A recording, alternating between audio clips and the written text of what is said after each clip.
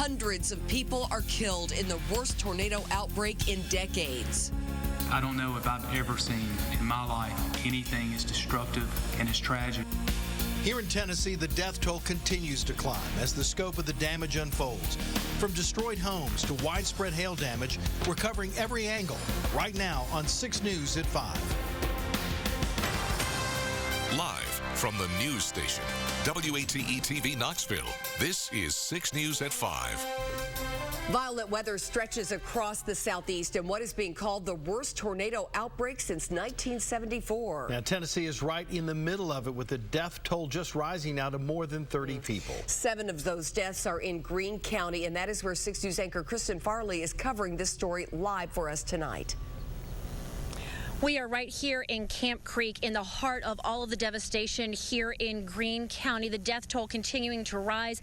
Now 7 people confirmed dead in this area from the twister that moved through this area. Within just the past hour, the National Weather Service confirming to 6 News this was in fact an EF2 tornado that moved through this area. Take a look at some of the damage here behind me. I want to show you this barn. 24 hours ago, that was a standing, functioning barn here in Greene County. As we take a look up, you can see some of the tree damage here in this area, as well as some of the power line damage. You can see power lines down all across this community. In fact, not a lot of people being allowed in this area because of all of the damage. Now, the National Weather Service saying they look at things like this, like the downed trees, like the power lines, to actually determine the strength of the tornado. They were telling me that the path of the tornado likely went this way through this community, but most of the damage is actually falling in this way. That's one of the indicators that this was in fact a tornado, an EF2 tornado, again declared here in Greene County. Now, what I am showing you behind me,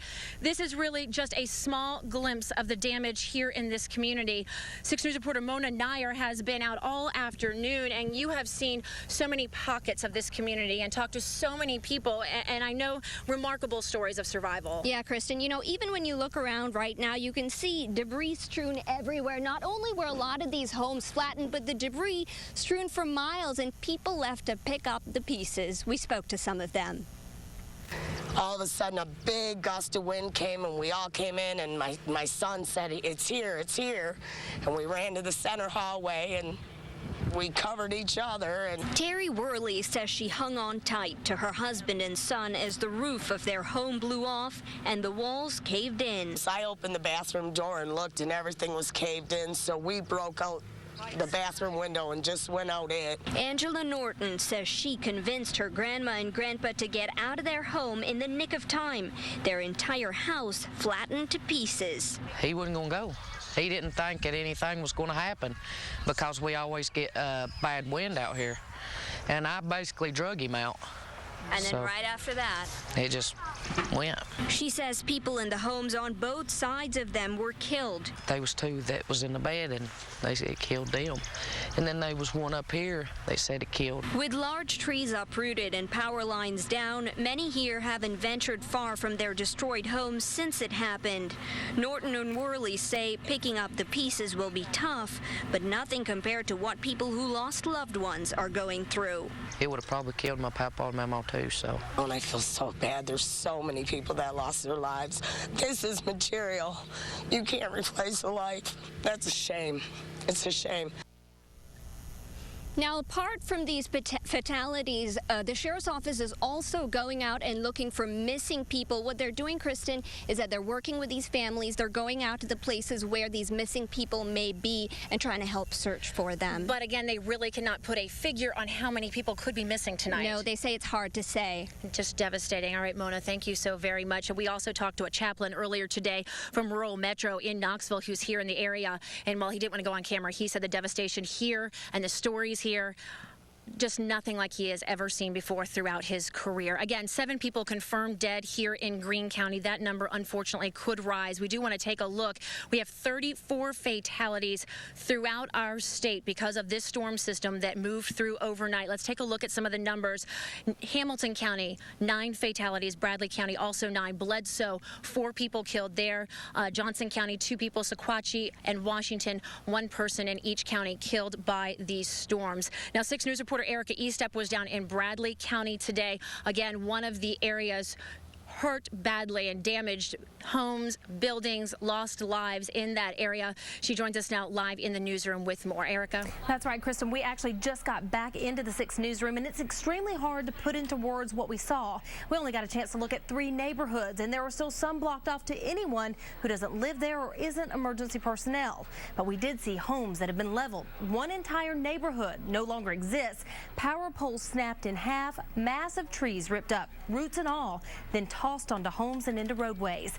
We spoke with several people trying to pick up the pieces and caught up with Governor Haslam, who's visiting with homeowners and assessing damage. That's what I say, I couldn't talk. Seemed like I've lived here all my life. Just over a year ago, I lost my wife. We was married 40 years. And it seemed like everything just keep piling on. We'll fix all the physical damage. You know, you have that many, 33 families that have had fatalities. It's tragic, including multiple deaths out of some families. And again, that death toll now at 34 people. And Governor Haslam told me that he spoke with President Obama just this morning and that he has been assured that federal assistance is on the way. When he left Cleveland, he was heading to Chattanooga and then working his way back west. We'll show you more of the damage from Bradley County coming up tonight at 6. For now, live in the newsroom, Erica Eastap, 6 News. All right, thanks, Erica. The images and stories coming out of this storm just absolutely devastating and heartbreaking. Very difficult to be here in this community tonight and hearing these people and how they managed to live through the storms from last night. Of course, folks to the south actually had it a lot worse than we did here in Tennessee. In Alabama, the highest death toll from the storm reported from that area. Apparently more than 100 people, I believe that number above 150, declared dead in Alabama. We are going to take you there coming up a little bit later in this newscast. But right now we do want to check in with 6 News Chief Meteorologist Matt Hinken. He is live at the National Weather Service office in Morristown. Matt? Well, thank you, Kristen. We just got confirmation up here in Morristown that the Greene County's preliminary documentation shows about EF2 tornado there, up to 135 mile-an-hour winds. Down in Chattanooga, up to 100 mile-an-hour winds. 190 would make it an EF4, and they're still going to be analyzing the storm data for the next few days, trying to find out how many tornadoes came through East Tennessee. But this is the command center. This is where tornado warnings and severe thunderstorm warnings are issued for East Tennessee. It covers 40 counties, 3 states, including right here in the Knoxville area, should I say back home in the Knoxville area, including Hamblen County here in Morristown. So look at the preliminary data that we have for you. Yesterday, 71 tornado warnings were issued for East Tennessee. Severe thunderstorm warnings, 25. Flood warnings, 2. Flash flood warnings, 4. A total of 102 warnings. And on top of that, 111 special weather statements. So it has been an active night, active day, and they were all on hands here. Coming up at 5:30, we're going to give you a little idea of how warnings are issued and what the process is and what's involved there and how we get the information to relay to you at home. But in the short term, rest assured, it is going to be a much calmer night. As a matter of fact, if you check on Storm Tracker 6, which actually uses the same radar data they use here in Morristown at the Weather Service, it'll show that we have dry conditions in and around the area, and we expect that to be the case tonight. As a matter of fact, unusually cool air after mid-80s yesterday, 47 tonight with just a few clouds around, so we'll call it comfortably cool and tranquil, and we'll welcome the tranquility, won't we? All right, the forecast does look decent going into the weekend. We'll have a lot more live from Morristown in just a few minutes. All right, thanks, Matt. Of course, we will be checking in with Matt Hinken throughout the evening as we continue our extended storm coverage here. We also have much more coming up tonight at 5:30 and 6 o'clock as we go back down to Bradley County as well as DeKalb County, an area hit specifically hard by these storms overnight. School buildings there, an adult school building destroyed last night by the winds that hit that area. And of course, we're going to check back in with 6 News reporter Mona Nair here in Greene County as volunteers come out not just to help the families devastated, but also their pets and other people here in this area needing special services. We will have much more on that coming up tonight at 5:30 and 6 o'clock. Right now, we want to send it back to Gene. All right, thank you very much, Kristen. Of course, it is nothing compared to loss of life and destroyed homes, but chances are you may be one of the many people who are dealing with hail damage tonight. Now, these are just some of the pictures of those huge hailstones from the storm that knocked out windshields, pockmarked cars, and shattered windows in homes. New tonight, 6 News reporter Hannah Kim visited South Knoxville, one of the areas that saw the most hail. The burst of hail was deafening, even more destructive. My daughter, who's 10, was frightened and she was crying. Along Lake Bluff Court, evidence of Mother Nature's force. You can see the back siding on the house where there's damage practically on the entire backside there. Luckily for this homeowner, not much damage to his house, but you can see what happened to his patio table right here. Take a look at this. This is the actual hail that fell last night. Others took snapshots of golf ball size hail littering their front yard. Tonight it's all melted away, but not before leaving behind shattered windows, damaged homes and cars. You could hear the windows cracking from inside the house because it was hitting so hard. Christy Owens will have to say goodbye to her Mazda for a few days. As you can see, the whole back windshield is falling in. She's parked it at Joe Newbert's Collision Center, where 40 hail-dented cars were already waiting in line this morning. They just keep coming. The wreckers are bringing them in. Phones rung off the hook. The shop can barely keep up. Car after car needing extensive repair. We are live here at Lake Bluff Court in South Knoxville. Just one area hit really, really hard. Take a look at this car. You can see the dent on this one. And over here, when I pan the camera, you can see even more damage. And this is just one family. So you can imagine so much loss, so much destruction just on this street. Also, we checked with businesses across town. Many car dealerships along Kingston Pike telling me that many of their vehicles have been damaged. Meanwhile, car rental companies have been way busy. Many branches of Enterprise selling out of cars.